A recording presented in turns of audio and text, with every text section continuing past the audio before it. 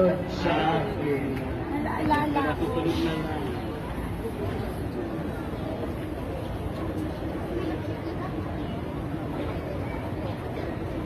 Ayan po.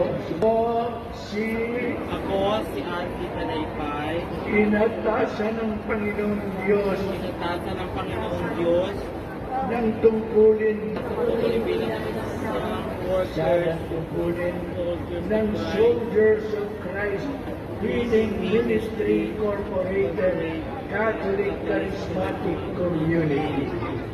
Soldiers of Christ.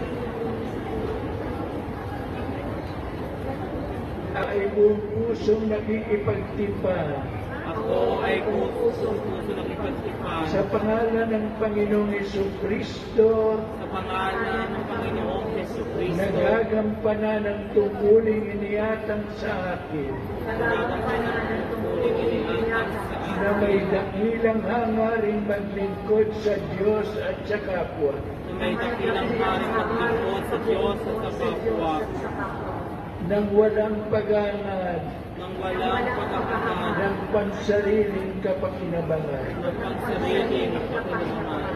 Ito'y pinagtitibay ko Ito ay pinagtitibay ko sa araw na ito ng June 22, 2025 sa araw na ito sa June 22, 2025 bilang pagsang-ayon bilang pagsang-ayon. nilalagdan ko ang kasunduan ito Ilalagdaan ko ang kasunduang ito sa pangalan ng ating Panginoon. sa pangalan ng ating Panginoon.